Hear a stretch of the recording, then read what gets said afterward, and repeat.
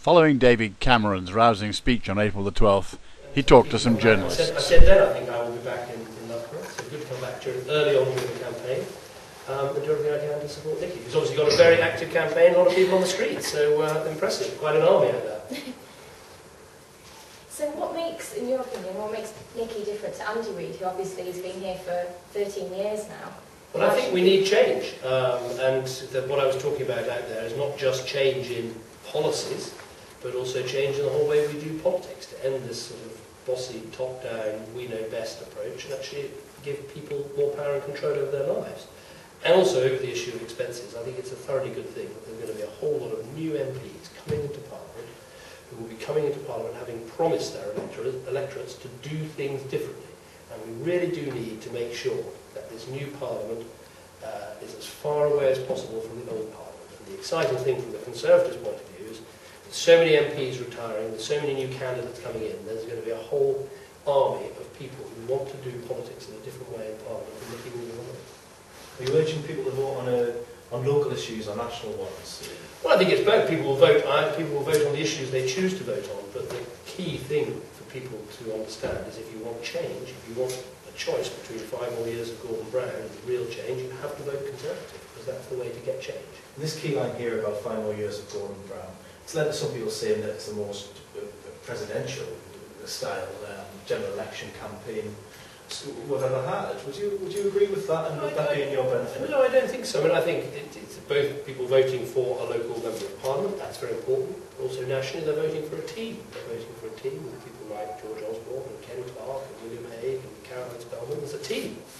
But I think people do, rightly think, well, who do I want running the team? And so there's that aspect as well. There was just a feel when we went around the town the other day that traditionally a lot of the Tory votes have been out in some of the more affluent villages in the Loughborough constituency, and perhaps Loughborough itself was Labour's core vote. Do you think you can change that? I think that is changing. When you just saw the reaction on the streets today. How many open public meetings like that have you seen the Prime Minister do? Meeting real people, not going from safe house to safe house, but actually getting out and mixing it with people, which is what we should be doing. You've already said this is a battleground seat, but how key are voters in Loughborough to you being able to unlock 10 Downing Street come 6th of May? Well, I think they're absolutely vital. This is one of those constituencies that you can't win the election without winning Loughborough. And I think we've got an excellent candidate here in Nicky Morgan. We've got a very strong campaign. We're offering people real change. I think you saw on the streets great enthusiasm for change. But as I was saying, there are too many people in Britain currently disengaged from the election, and that's our fault. And we need to make sure that we're addressing the big worries and the big concerns that they have. One of the big worries here is the local economy. Not long ago, AstraZeneca, multinational pharmaceutical company, announced it's closing its site here. That's 1,200 jobs going.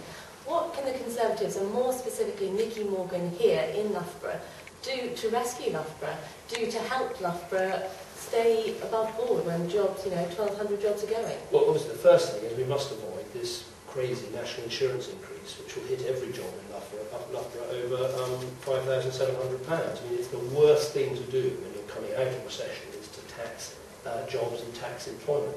But obviously we need a more broadly based economy.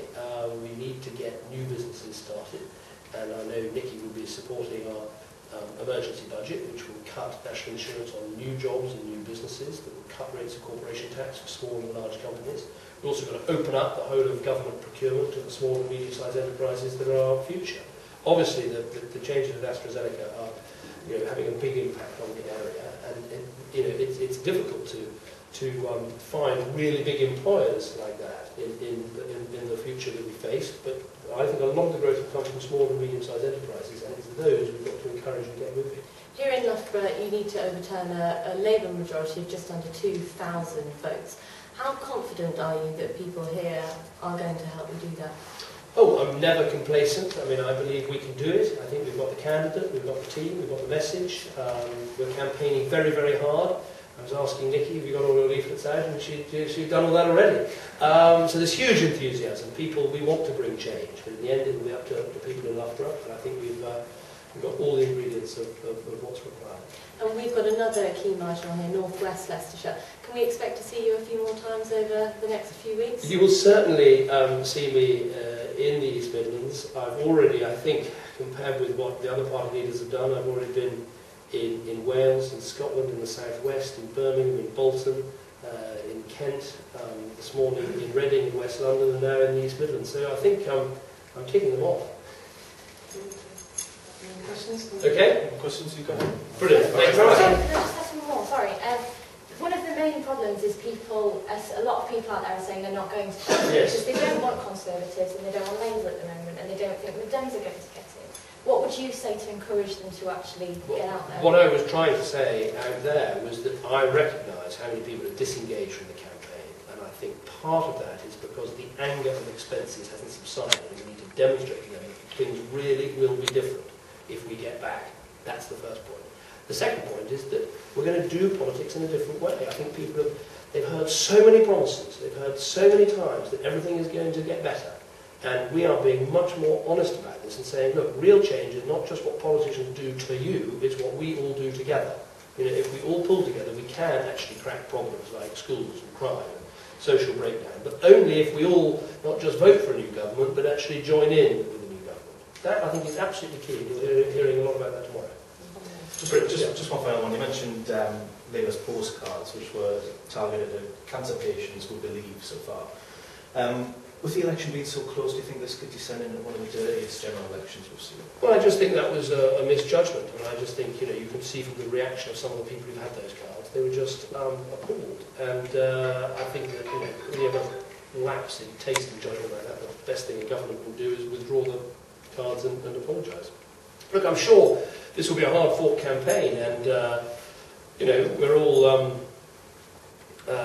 we're all grown-ups. We're all prepared to have some tough things said about us and all the rest of it. But I just think that frightening people is just not on, and that is what I think Labour are trying to do because they've got nothing left to offer.